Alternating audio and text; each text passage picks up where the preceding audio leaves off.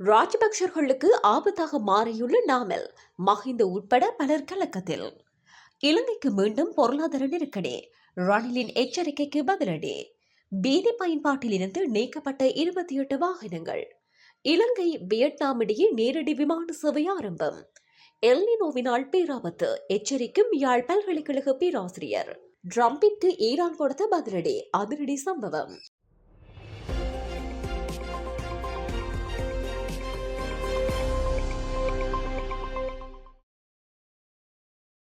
நாமல் ராஜபக்ஷவின் அரசியல் நகர்வுகள் குறித்து தென்னிலங்கையில் பேசப்படும் கருத்துகள் ராஜபக்ஷ குடும்பத்தின் அரசியல் செல்வாக்கை மீண்டும் கட்டியெழுப்பும் முயற்சிகளுக்கு மத்தியில் நாடாளுமன்ற உறுப்பினர் நாமல் ராஜபக்ஷவின் சமீபத்திய அரசியல் செயற்பாடுகள் தென்னிலங்கை அரசியல் வட்டாரங்களில் பேசுபொருளாகியுள்ளன. குறிப்பாக மஹிந்த ராஜபக்ஷவின் இல்லத்தில் இடம்பெறும் அரசியல் சந்திப்புகளின் போது முன்னாள் ஜனாதிபதி கோட்டாபய ராஜபக்ஷ மற்றும் பசல் ராஜபக்ஷ உள்ளிட்ட ராஜபக்ஷ குடும்பத்தின் முக்கிய உறுப்பினர்களை விமர்சிக்கும் வகையில் நாமல் கருத்துக்களை வெளியிட்டு வருவதாக அரசியல் மட்டங்களில் தகவல்கள் வெளியாகியுள்ளன.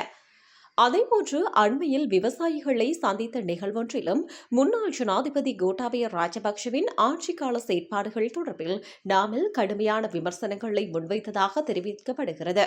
இதனிடையே நாமல் ராஜபக்ஷ முன்னெடுத்து வரும் அரசியல் பிரச்சார இயக்கம் குறித்து அரசியல் ஆய்வாளர்கள் கவனம் செலுத்தி வருகின்றனர். மக்கள் மத்தியில் இழந்துள்ள செல்வாக்கை மீண்டும் பெற்றுக்கொள்ளும் நோக்கிலேயே அவர் புதிய அரசியல் அணுகுமுறையை கையாண்டு வருவதாக அவருக்கு நெருக்கமான தரப்பினர் தெரிவிப்பதாக கூறப்படுகிறது. மறுபுறம் கோட்டாபய ராஜபக்ஷ தனது அரசியல் பயணத்துக்கான அடித்தளமாக 2016ஆம் ஆண்டு வியட்மக அமைப்பை உருவாக்கியிருந்தார். மருத்துவர் நாலக கொடேகவ மற்றும் பேராசிரியர் சன்ன ஜெயசுமன உள்ளிட்டோர் அந்த அமைப்பின் ஆரம்பகட்ட செயற்பாடுகளில் முக்கிய பங்காற்றியதாக சுட்டிக்காட்டப்படுகின்றது. எனினும் நாமல் ராஜபக்ஷவின் தற்போதைய பிரச்சார நடவடிக்கைகள் மிலிந்த ராஜபக்ஷ, ராஜ் வீரரத்ன மற்றும் அர்ஜுன் கமல்நாத் உள்ளிட்டோரின் பங்களிப்புடன் முன்னெடுக்கப்படுவதாக தெரிவிக்கப்படுகிறது. இந்த பின்னணியில் ராஜபக்ஷ குடும்பத்தின் அரசியல் செல்வாக்கை மீண்டும் நிலைநிறுத்தும் முயற்சியில் நாமல் ராஜபக்ஷ தனித்துவமான அரசியல் பாதையை உருவாக்குகின்றாரா என்ற கேள்வியும் எழுந்துள்ளது. அதேவேளை எதிர்கால அரசியல் பிரச்சாரங்களில் குடும்பத்திற்குள் காணப்படும் கருத்து வேறுபாடுகள் மேலும் வெளிப்படக்கூடும் என தென்னிலங்கை அரசியல் வட்டாரங்களில் பேசப்பட்டு வருகின்றது. 2028ஆம் ஆண்டுக்கு பின்னர் இலங்கை மீண்டும் பொருளாதார நெருக்கடியை எதிர்கொள்ளக்கூடும் என்ற முன்னாள் ஜனாதிபதி ரணில் விக்ரமசிங்கவின் எச்சரிக்கைக்கு அரசாங்க தரப்பில் பதிலளிக்கப்பட்டுள்ளது. இலங்கை மீண்டும் திவால் நிலைக்கு செல்வதற்கான எந்த காரணமும் தற்போதைய நிலையில் இல்லை என பிரதி அமைச்சர் சதுரங்க அபிசிங்க தெரிவித்துள்ளார்.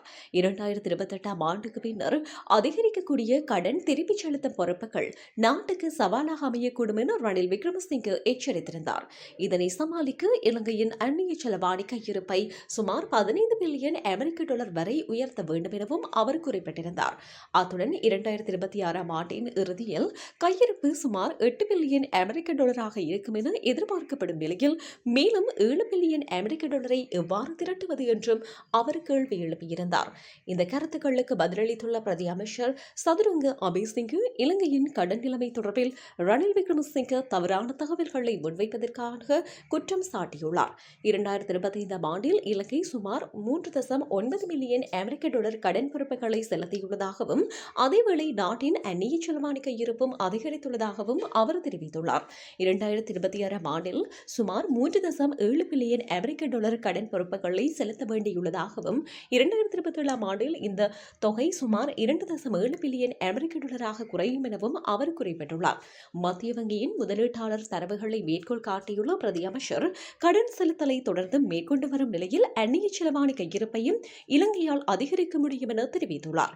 2026ஆம் ஆண்டின் இறுதிக்குள் நாட்டின் அந்நிய செலவாணி கையிருப்பு சுமார் 8 பில்லியன் அமெரிக்க டாலரை எட்டும் என எதிர்பார்க்கப்படுவதாகவும் அவர் கூறியுள்ளார். மேலும் வெளிநாட்டு பணப்பரிமாற்றங்கள், ஏற்றுமதி வருவாய், முதலீடுகள் மற்றும் சுற்றுலாத்துறை வருமானம் ஆகியவை கடந்த ஆண்டை விட 2021ஆம் ஆண்டில் அதிகரிக்கும் என எதிர்பார்க்கப்படுவதாகவும் பிரதி அமைச்சர் சுட்டிக்காட்டியுள்ளார். எவ்வாறாயினும் எதிர்காலத்தில் அதிகரிக்கக்கூடிய கடன் பொறுப்புகளை சமாளிப்பதற்கு தேவையான அந்நிய செலவாணி கையிருப்பை போதுமான அளவில் உருவாக்க தவறினால் இலங்கை மீண்டும் கடுமையான பொருளாதார நெருக்கடியை எதிர்கொள்ள நேரிடும் என்ற எச்சரிக்கையும் அரசியல் மட்டத்தில் முன்வைக்கப்பட்டுள்ளது. தலவாக்கலை பகுதியில் மேற்கொள்ளப்பட்ட திடீர் வாகன சோதனையின் போது வீதி பயணத்திற்கு தகுதியற்ற நிலையில் காணப்பட்ட 28 வாகனங்கள் தற்காலிகமாக பயன்பாட்டிலிருந்து நீக்கப்பட்டுள்ளன. நுவரெலியா மாவட்ட தலைமை மோட்டார் வாகன பரிசோதகர் யாழிய பண்டார தலைமையிலான அதிகாரிகளும் நுவரெலியா காவல்துறை போக்குவரத்து பிரிவு அதிகாரிகளும் இணைந்து இந்த சோதனை நடவடிக்கையை முன்னெடுத்தனர்.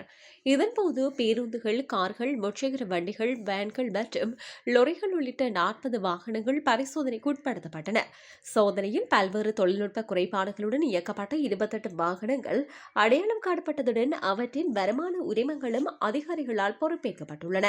தடை செய்யப்பட்ட வாகனங்களில் 4 தனியார் பேருந்துகள் மற்றும் 15 முச்சக்கர வண்டிகள் அடங்குகின்றன. வாகனங்களில் கண்டறியப்பட்ட குறைபாடுகள் முழுமையாக சரி செய்யப்பட்டு மீண்டும் பரிசோதனைக்கு உட்படுத்தப்படும் வரை அவற்றை வீதிகளில் இயக்குவதற்கு தற்காலிகமாக தடை விதிக்கப்பட்டுள்ளதாக அதிகாரிகள் தெரிவித்துள்ளனர். வீதி விபத்துக்களை குறித்து பொதுமக்களின் பாதுகாப்பை உறுதி செய்யும் நோக்கில் இத்தகைய சோதனை நடவடிக்கைகள் தொடர்ந்து முன்னெடுக்கப்படும் என தெரிவிக்கப்பட்டுள்ளது. இலங்கைக்கும் வியட்நாமுக்கும் இடையிலான விமான போக்குவரத்தில் புதிய அத்தியாயம் தொடங்கியுள்ளது. குறைந்த கட்டண விமான சேவையை வழங்கும் வியட்ஜெட் நிறுவனம் இரு நாடுகளுக்கும் இடையே நேரடி விமான சேவையை ஆரம்பிக்கும் வகையில் தனது முதலாவது விமானத்தை இலங்கைக்கு இயக்கியுள்ளது. VJ-1875 என்ற இலக்கத்தை கொண்ட அந்த கன்னி விமானம் நேற்றைய தினம் 18ஆம் தேதி இரவு 9:33 மணியளவில் 163 பயணிகளுடன் கட்டுநாயக்க சர்வதேச விமான நிலையத்தை வந்தடைந்தது. இந்த வருகையின் சிறப்பம்சமாக விமானத்தின் தலைமை விமானியும் உதவி விமானியும் இலங்கையர்களாக இருந்தமை குறிப்பிடத்தக்கது. பாணாந்துறையைச் சேர்ந்த திவங்க சில்வா மற்றும் மொரட்டுவைச் சேர்ந்த ரந்தேர பெரேரா ஆகியோரே விமானத்தை இயக்கினர். கட்டுநாயக்க விமான நிலையத்தை வந்தடைந்த விமானத்திற்கு பாரம்பரிய முறையில் நேர்த்தாரை செலுத்தி சிறப்பு வரவேற்பு அளிக்கப்பட்டது. பின்னர் 171 பயணிகளுடன் அதே விமானம் மீண்டும் வியட்நாமின் ஹோசிமின் நகரை நோக்கி புறப்பட்டு சென்றது. பின்னர் 171 பயணிகளுடன் அதே விமானம் மீண்டும் வியட்நாமின் ஹோசிமின் நகரை நோக்கி புறப்பட்டு சென்றது. புதிய விமான சேவை வாரத்திற்கு 3 நாட்கள், அதாவது செவ்வாய், வியாழன் மற்றும் சனிக்கிழமைகளில் இடம்பெறவுள்ளது. இதன் மூலம் இலங்கை மற்றும் வியட்நாம் இடையிலான நேரடி பயண வசதி மேலும் வலுப்பெறுவதுடன் சுற்றுலா வர்த்தகம் மற்றும் இரு நாடுகளுக்கும் இடையிலான மக்கள் தொடர்புகளுக்கும் புதிய வாய்ப்புகள் உருவாகும் என எதிர்பார்க்கப்படுகிறது. இந்து சமுத்திர பிராந்தியத்தில் வலுவான எல்னினோ செயற்பட தொடங்கியுள்ள நிலையில் இந்து சமுத்திர இருமுனை குறியீடு திடீரென வீழ்ச்சியடைந்துள்ளதாக யாழ்ப்பாண பல்கலைக்கழகத்தின் புவியியல் துறை பேராசிரியரும் வானிலை ஆய்வாளருமான பேராசிரியர் நாகமுத்து பிரதீபராஜா தெரிவித்துள்ளார். கடந்த சில வாரங்களாக அதிகரித்து வந்த இந்து சமுத்திர இருமுனை குறியீடு 0.64+ என்ற நிலையை எட்டியிருந்த நிலையில் இந்த வாரம் திடீரென 0.18+ ஆக குறைந்துள்ளதாக தெரிவித்துள்ளார். இந்த திடீர் மாற்றம் எதிர்பாராத ஒன்றாகும் என குறிப்பிட்டுள்ள பேராசிரியர், எல்னினோவின் தாக்கம் தொடர்ந்து வலுவடைந்தால் இந்த சமுத்திர இருமுனை குறியீடு மேலும் வலுவிழக்கக்கூடும் என தெரிவித்துள்ளார். இந்த சமுத்திர இருமுனையின் நேர்மறையான பெறுமதி வலுவாக காணப்படும் காலங்களில் அக்டோபர், நவம்பர் மற்றும் டிசம்பர் மாதங்களில் இலங்கைக்கு போதுமான மழைவீழ்ச்சி கிடைப்பதற்கான வாய்ப்புகள் அதிகரிக்கும். ஆனால் குறியீட்டின் பெறுமதி வலுவற்ற நேர்மறை அல்லது எதிர்மறை நிலைக்கு மாறினால், குறிப்பாக அக்டோபர் மற்றும் நவம்பர் மாதங்களில் எதிர்பார்க்கப்படும் மழைவீழ்ச்சி குறையக்கூடும் என அவர் தெரிவித்துள்ளார். இதன் தாக்கம் தென்மேற்கு இலங்கையில் ஏற்கனவே குறைந்த மழைவீழ்ச்சியை பெற்ற பகுதிகளில் நீர் நெருக்கடியை ஏற்படுத்தக்கூடும் எனவும் சுட்டிக்காட்டப்பட்டுள்ளது. எவ்வாறாயினும் செப்டம்பர் மாதத்தின் நடுப்பகுதி வரை இந்து சமுத்திர இருமுனை குறியீட்டின் போக்கை அவதானித்த பின்னரே எதிர்வரும் அக்டோபர் மற்றும் நவம்பர் மாதங்களில் கிடைக்கக்கூடிய மழைவீழ்ச்சி தொடர்பில் உறுதியான முடிவை எடுக்க முடியும் என பேராசிரியர் நாகமுத்து பிரதீபராஜா தெரிவித்துள்ளார். மேலும் இந்த ஆண்டின் 2வது இடைப்பருவ மழை மற்றும் வடகிழ் பருவமழையின் நிலைமையும் செப்டம்பர் மாதம் நடுப்பகுதியில் காணப்படும் இந்து சமுத்திர இருமுனை குறியீட்டின் பெறுமதியை பொறுத்தே அமையும் என தெரிவிக்கப்பட்டுள்ளது. குறிப்பாக வடக்கு மற்றும் கிழக்கு மாகாணங்களில் நீர்வளம் மற்றும் மக்களின் வாழ்வாதாரத்திற்கு இந்த இரு பருவமழைகளும் முக்கியமானவை. அந்த பகுதிகளின் பெரும்பாலான நீர் தேவைகள் இந்த மழைப்பொழிவுகளையே சார்ந்துள்ளன. எனவே எதிர்வரும் காலப்பகுதியில் பொதுமக்கள் நீரை சிக்கனமாக பயன்படுத்துவதுடன் தேவையற்ற நீர் விரயத்தையும் தவிர்க்க வேண்டும் என பேராசிரியர் பிரதீபராஜா கோரிக்கை விடுத்துள்ளார். கோவில் திருவிழாக்கள், அதிகரிக்கும் வெப்பநிலை மற்றும் பாடசாலை விடுமுறை காலம் உள்ளிட்ட காரணங்களினால் நீருக்கான தேவை அதிகரிக்கக்கூடிய சூழலில் தற்போதுள்ள நீர்வளத்தை பாதுகாப்பது அவசியம் என அவர் வலியுறுத்தியுள்ளார். ஹோர்முஸ் நீரிணையை புதிய அமெரிக்க பிரதேசம் என ட்ரம்ப் சமூக வலைதளத்தில் வெளியிட்டதற்கு ஈரான் பதிலடி கொடுத்துள்ளது. ஈரான் அதிகாரப்பூர்வ சமூக வலைதள கணக்கில் அமெரிக்காவினுடைய கலிபோர்னியா மாநிலம் நீல நிறத்தில் குறிக்கப்பட்டு ஈரானின் புதிய பிரதேசம் என குறிப்பிட்டது.